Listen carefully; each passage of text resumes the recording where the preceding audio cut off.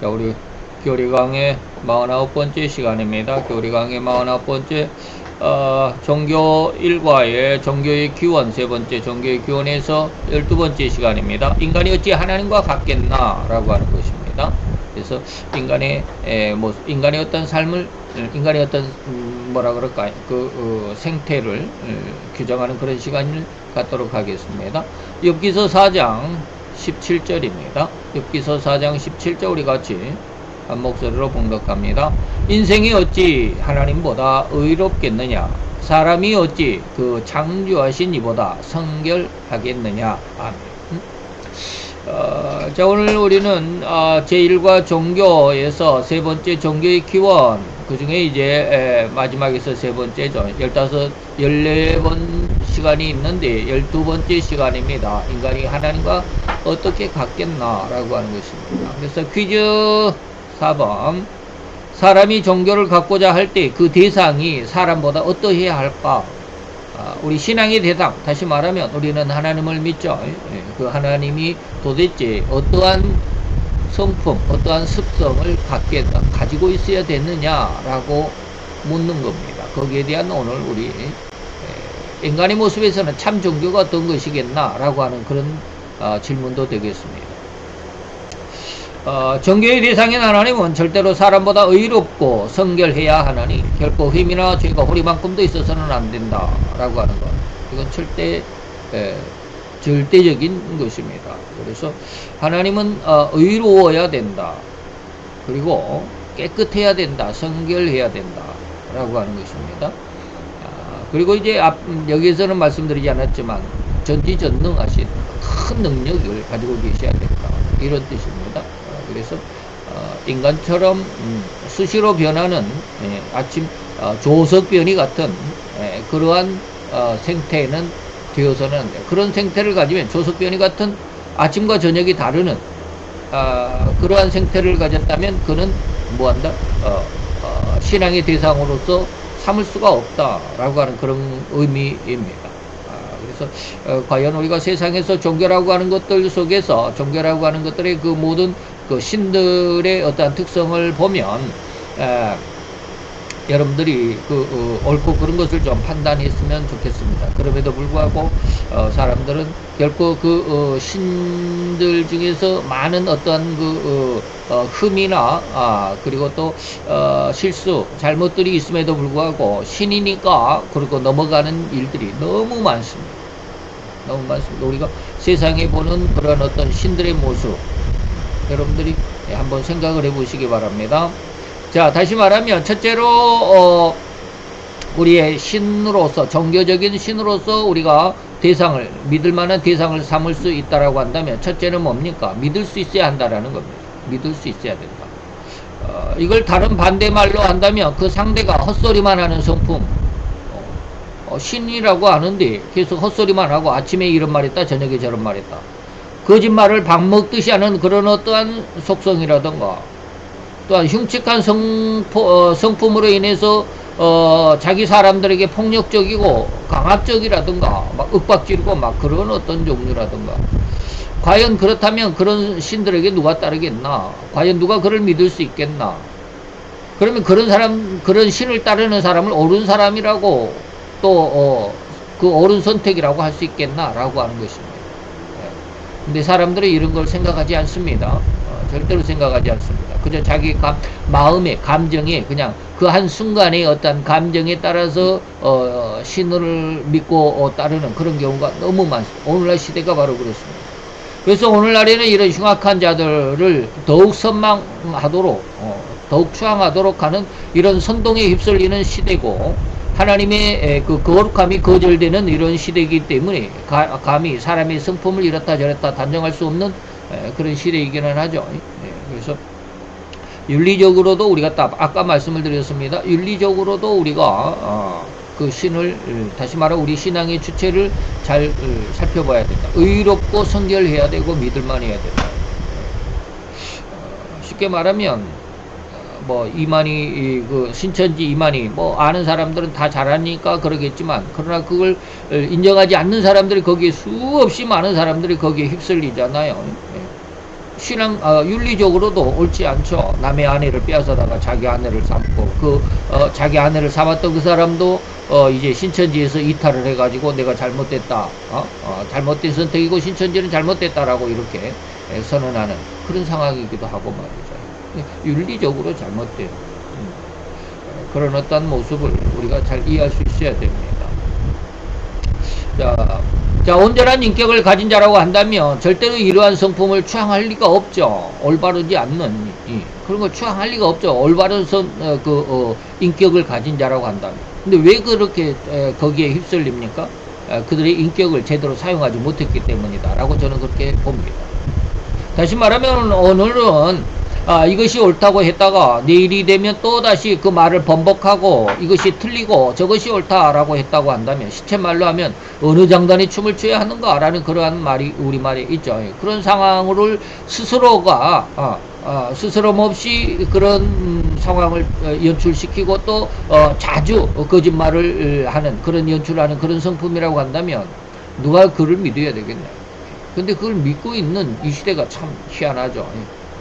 그것은 인간의 어떤 지혜와 지식이 막혀 있기 때문이다.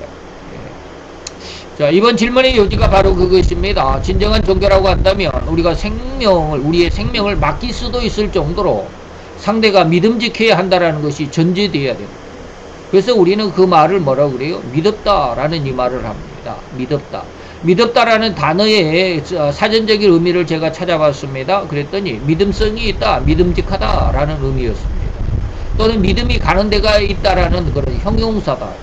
형용사다. 믿었다 해서 동사가 아니라 형용사다. 그래서 누군가를 신뢰하거나 어떤 말이나 행동이 믿을만하다라고 느껴졌을 때 사용되는 그런 표현이 믿었다라는 말. 우리말의 아주 아름다운 말이죠.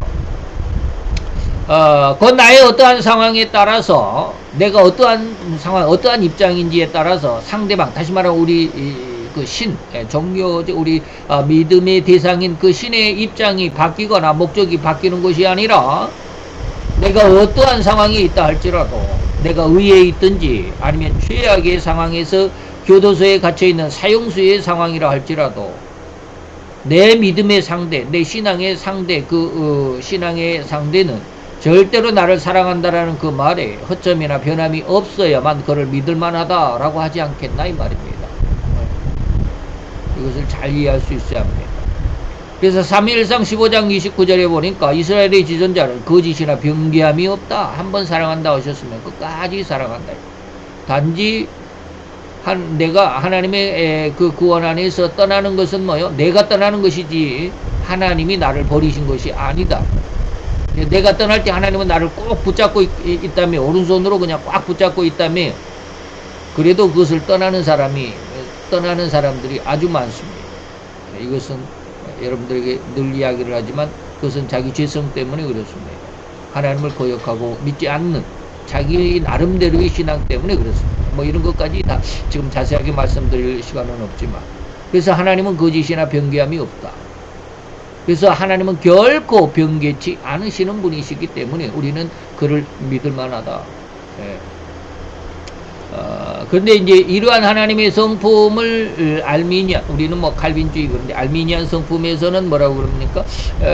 내가 구원을 받았다가 또 어느 순간에 내가 꼭 저기 구원에서 탈락된 것 같은 그런 느낌을 갖는 그것은 신앙이 아니다라고 말할 수 있습니다. 자, 두 번째입니다. 두 번째로 우리 신앙의 대상은 어떻게 해야 된다? 전지전능해야 된다. 모든 것을 알 수 있고 모든 것을 다 할 수 있는 그런 전지전능의 모습이 있어야 된다. 앞에서 우리는 인간의 가장 강력한 욕심 욕망 중에서 권능이 있음을 알아봤습니다. 그만큼 인간은 능력에 대한 욕망이 강하다는 의미입니다. 그것은 이제 마귀의 세 번째 유혹에서도 역시 마찬가지. 천하만국의 영광, 명예와 권세와 영광을 너에게 줄 테니까 내게 절하라. 이거죠.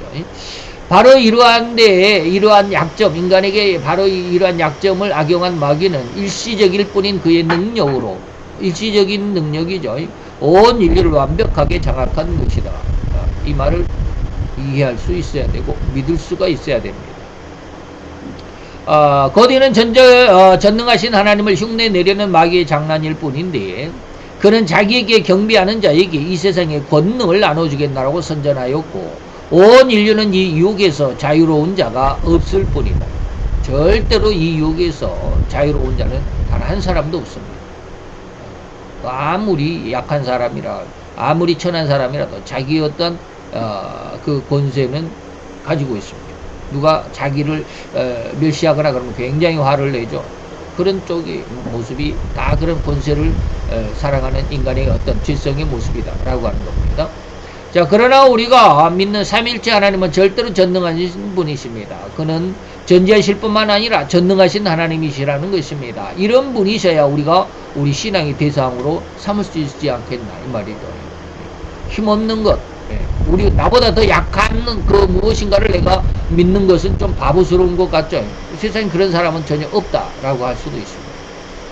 우리의 그 어떠한 상황, 그 어떠한 어려움에 부닥쳤을지라도 넉넉히 이를 이겨내게 할 수 있는, 그것도 너무도 쉽게 해결해 줄 수 있는 그런 능력이야만 우리가 믿고 의지할 수 있지 않겠나. 그래서 아이들은 자기 아빠가 최고인 줄 알죠. 모든 것을 다 해결해 주고 모든 것을 다 척척 이뤄낼 수 있고 말이죠. 그래서 자기 아빠가 제일인 줄 알고 그렇게 살아가는. 그러다가 이제 자기가 조금씩 성장하고 자기 능력이 좀 실력이 붙고 능력이 좀 있다라고 생각이 되면 이제 아빠도 그걸 못하네라고 그렇게 생각하는 경우도 있죠. 자, 그렇습니다. 자, 마태는 이러한 하나님을 이렇게 표현했습니다. 마태 10장 28절에 보니까 하나님을 뭐라고 그랬느냐면 오직 몸과 영혼을 능히 지옥에도 멸하시는 자를 두려워하라. 우리 영혼을 우리의 목숨을 죽이는 자, 죽이지만 살리지는 못하는 그 자, 다시 말하면 마귀를 의미합니다. 이런 자를 두려워하지 말고 오직 우리의 영혼을 능히 지옥에도 멸하시기도 하시고 구원하시기도 하시는 그분, 오직 전지전능하신 분을 신앙의 상대로 삼아야 된다라는 것입니다. 자, 이러한 한 구절에서 우리는 세상의 권능과 진정한 창조주와의 권능, 세상의 권능과 진정한 창조주와의 권능, 무슨 말인지 아시죠? 세상의 권능은 뭐예요? 우리를 죽일 뿐 다시 살리지는 못하죠. 그러나 진정한 창조주의 권능은 뭐예요? 우리를 지옥으로 멸망시킬 수도 있지만 또한 우리를 구원하시기도 하시는 그런 이 권능의 차이를 우리가 잘 알고 있어야 됩니다. 그래서 지옥으로 우리의 영혼조차 멸하실 수도 있고 더욱이 이와는 반대로 우리의 영원한 생명으로 구원하실 수도 있고 그것은 다시 말하면 영원한 멸망의 절망에서조차도 넉넉히 구원하실 수도 있고 그 영원한 멸망의 주인인 마귀의 권세조차도 떠오르는 뭔지 한알갱이로 여기시는 그 권능을 우리는 전지전능이라고 하고 그로 인해서 우리 믿음의 절대 대상일 수밖에 없다라는 그 사실, 그 가치를 인정해야 됩니다. 이게 바로 우리 신앙의 대상의 두 번째 전지전능하신 모습이어야 됩니다. 세 번째는 청결해야 된다, 깨끗해야 된다 라고 이렇게 말씀을 드립니다. 곧 청결함이라고 하는 것은 거짓이나 죄악이 범접조차 못한다는 의미와 같습니다. 너무나도 깨끗해 가지고 흠이나 티가 범접할 수 없다라고 하는 것입니다. 인간도 이러한 청결함으로 지음을 원래는 인간이 그렇게 깨끗함으로 지음을 받았었죠. 그런데 인간은 마귀의 유혹에 걸려들고 말았고 그래서 이렇듯 청결하여 마귀와 그 가장 강력한 무기인 죄를 대적하여 승리할 수 있는 능력이 있었음에도 불구하고 오히려 마귀의 유혹에 걸려 넘어짐으로 인해서 그 청결한 능력과 은혜를 마귀에게 빼앗겼다고 해도 과언이 아닐 정도로 사실이다 라고 하는 겁니다. 그래서 청결함을 유지할 수 있는 능력이 있었지만 제가 늘 말하는 영적인 능력과는 다릅니다. 영권과는 다르다라고 하는 것입니다. 그래서 이러한 청결을 유지할 수 있는 청결의 권능은 있었지만 영적인 권능이 없었기 때문에 마귀에게 영적인 시험에 넘어질 수밖에 없었다. 곧 인간은 더는 청결하다는 단어와는 절대로 반대인 영원히 분패했고 타락한 존재라는 의미가 바로 인간의 모습, 죄인이라는 단어의 의미입니다. 다른 말로 이를 표현한다면 절대로 죄를 짓지 아니하고는 삶을 이어가지 못하는 존재다. 무슨 말인지 이해가죠? 그래서 인간은 하는 말마다 또는 행하는 행동마다 절대적인 죄악일 뿐이니 어찌 세상을 다스리고 정복할 수 있는 존재일 수가 있겠나.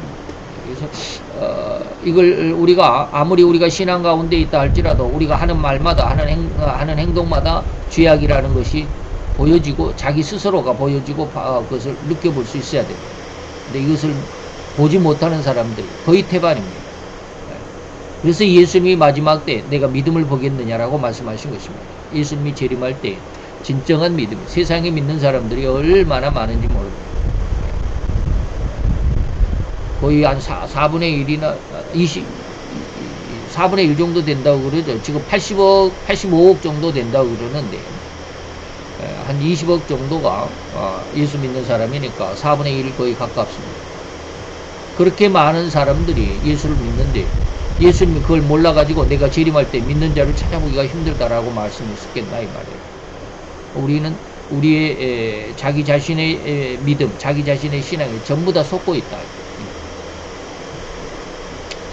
그럼에도 불구하고 그런 사람들조차도 예수를 믿는다라고 하면 하나님 앞에는 물론 100점짜리는 아니라 할지라도 점수는 있어요. 구원받은 점수는 있어요. 뭐 불과 10점, 20점이라 할지라도 점수는 있다 이 말입니다. 그러나 절대로 이러한 죄악과 폐역의 반대인 청결함은 오직 여호와 하나님이시다. 삼위일체인 하나님뿐이시니 그는 절대 세상 모든 피조물의 경배를 받으시기에 마땅한 분이시다라고 하는 것입니다. 그래서 우리 신앙의 대상은 도대체 어떠한 존재의 어떠한 성품, 어떠한 특성을 가져야 되나? 전지전능하고 깨끗하고 그리고 뭡니까? 믿을만 해야 된다라는 이 세 가지를 여러분들에게 제시하고 그 의미를 알아봤습니다. 기도합시다. 할렐루야 주님, 오늘도 여호와의 귀한 은혜와 은총을 감사드리나이다. 우리로 인하여서 우리 신앙의 대상인 여호와 하나님에 대해서 그리고 세상 수없이 많은 사람들이 그들의 신앙의 대상에 대해서 얼마나 많이 속고 있으며 또한 아버지는 속이고 있는지 우리는 알지 못하나이다. 참으로 우리로 인하여서 주의 영광을 바라볼 수 있는 참된 신앙의 눈을 열어주시고 또한 아버지의 귀한 참된 신앙의 눈을 열림받는 귀한 은혜 가운데서 오로지 하나님 앞에 올곧은 신앙으로 성장하는 저들의 모습이 되게 하여 주시옵소서. 하나님의 인도하심을 믿고 감사를 드리며 예수 그리스도 이름으로 기도하여 싸우나이다.